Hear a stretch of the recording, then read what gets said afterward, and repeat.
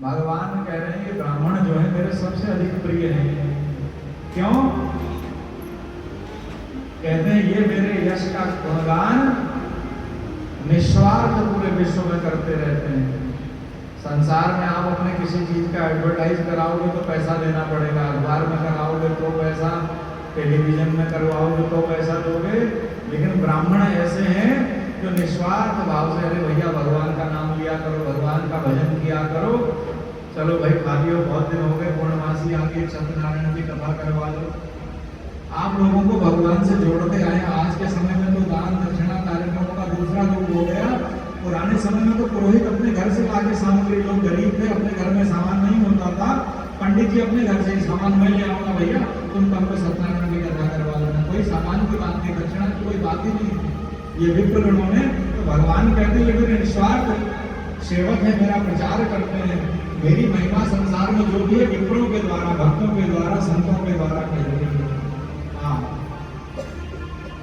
विप्र प्रसादा धरणी धर्मम, मैं पृथ्वी को धारण करता हूँ तो ब्राह्मणों के आशीर्वाद से धारण करता हूँ। भगवान कह रहे हैं विप्र प्रसादा अजिता जितो हम, बड़े बड़े अजय दैत्यों को भी मैंने ब्राह्मणों की कृपा से जीत लिया। विप्र प्रसादात कमला वरो, हम लक्ष्मी का पति भी मैं विप्रों के प्रसाद से हूँ। विप्र प्रसादात मन राम नाम, मेरा जो राम नाम है वो भी ब्राह्मणों के प्रसाद से है और वही मेरा नाम पूरे संसार में फैला हुआ है। गांव देहात में जाओगे राम राम राम राम सब कह रहे हैं। किसने प्रचार किया? विप्रों ने।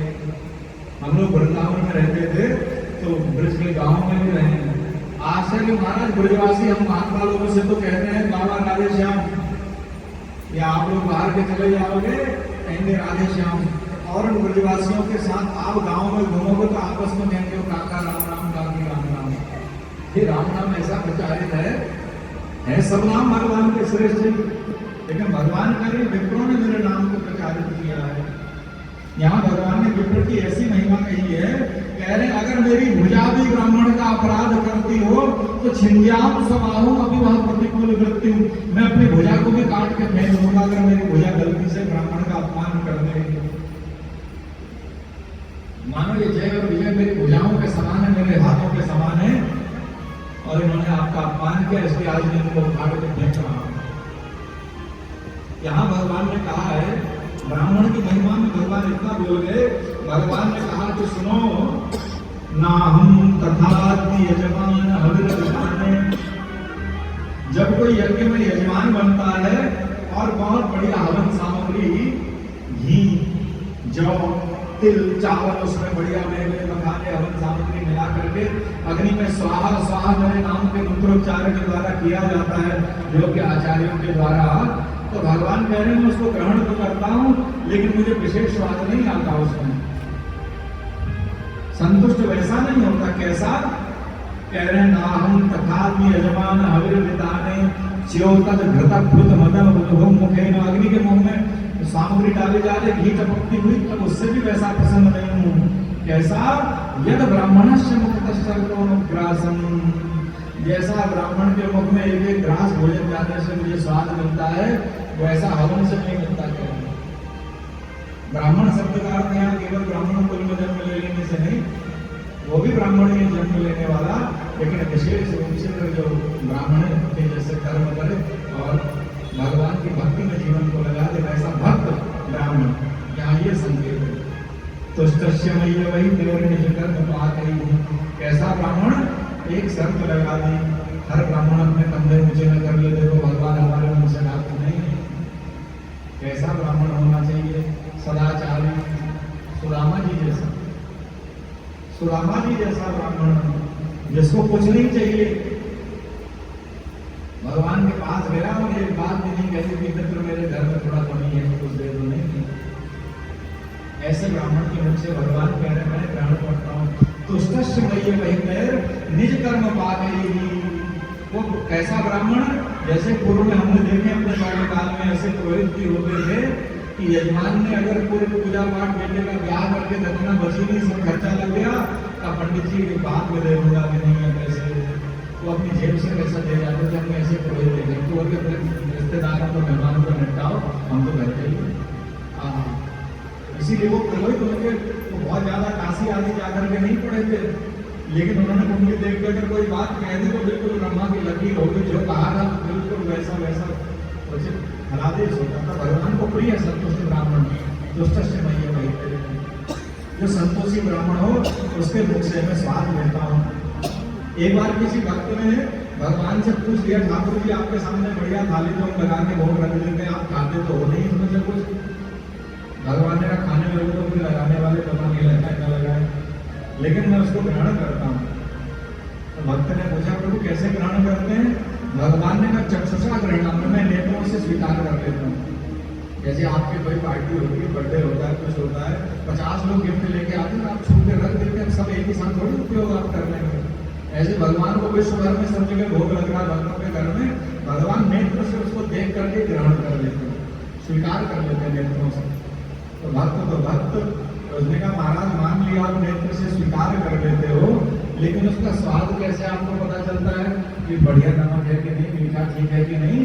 तो भगवान ने कहा रसम वैष्णव जिह्वया, किसी वैष्णव भक्त की जीभ पर बैठकर उसके रस का मैं आस्वादन करता हूँ। अर्थात आपने घर में भोग लगाया, ठाकुर जी को खाओ, और उसी समय अगर कोई ब्राह्मण आ जाए, विप्र आ जाए, भगवान का भक्त आ जाए, किसी कुल का हो, वैष्णव हो, वैष्णव माने जो भगवान विष्णु में तनिक भी श्रद्धा रखता है उसको भी आप वैष्णव मानिए, शुरुआत हो चुकी है उसकी।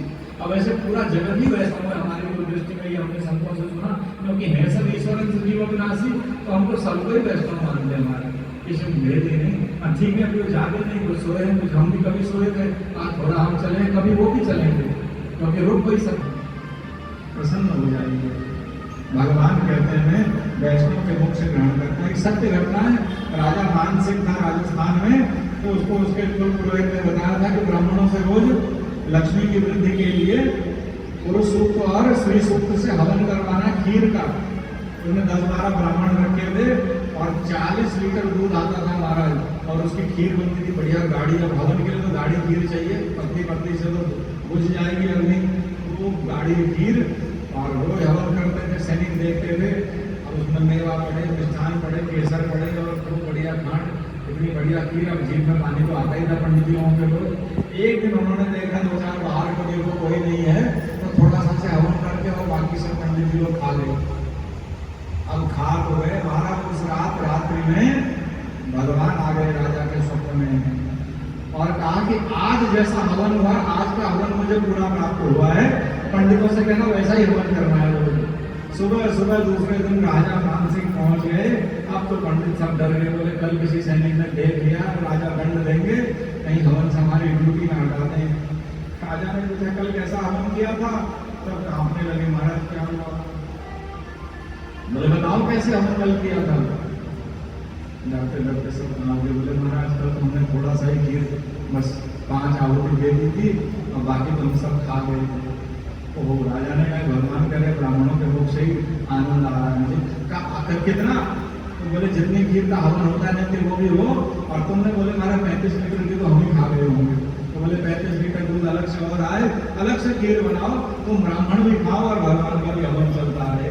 भगवान इसीलिए तो माने हमारे जन्म से लेकर मरने के बाद पीपलवानी, उसके बाद वार्षिक श्राद्ध, और उसके बाद भी जब भी श्राद्ध हो विप्र भोजन जरूरी है उसकी। क्यों कि कोई एक विप्र कभी ऐसा आया है जो भगवान का भक्त हो और उसको आपने प्रसाद खवा दिया तो पीढ़ियां कर जाएंगी, साधारण बात नहीं है। भगवान के भक्त वैष्णव को भोजन कराना तो बहुत श्रेष्ठ बात है, बड़े सौभाग्य की बात है। खिला दिया और जय विजय से का चिंता मत करो, मैं तुम्हारा कल्याण करूंगा, आऊंगा अवतार लेकर के।